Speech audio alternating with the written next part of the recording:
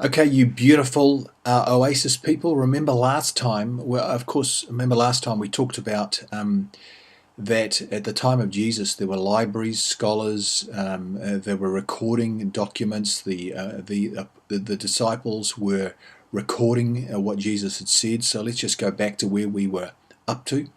Remember that Jesus began his ministry about 27 AD and he finished it in about 30 AD.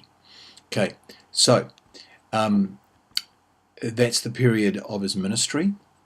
The words of Jesus were recorded, and this is the period of storage when they were just simply stored. They weren't written into the books as we now know them straight away.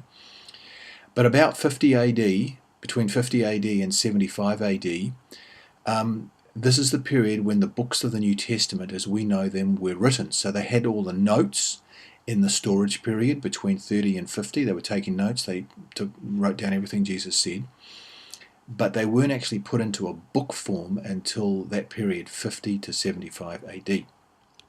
Okay.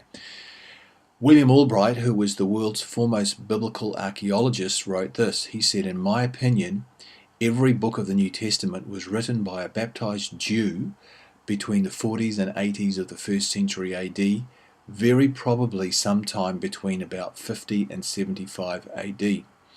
And there's the reference where that quote comes from. Isn't that amazing? So we've got all this recorded and all these scholars helping us understand the Bible. Okay, if the printing press was not invented until 1450, how were documents copied and books created until 1450? Well, how did they do that? Because between the 1st century and 1450, there was no printing press, no photocopier, no Xerox, no, Fuji. So how did they actually do this? This is really interesting. Okay, how can we be sure they were copied accurately? Well, next time when we meet, I'm going to talk about that. So God bless you guys. Thank you for watching. I'm enjoying the series. I hope you are too. Love you guys. Thank you for what you're doing in evangelism. You're awesome.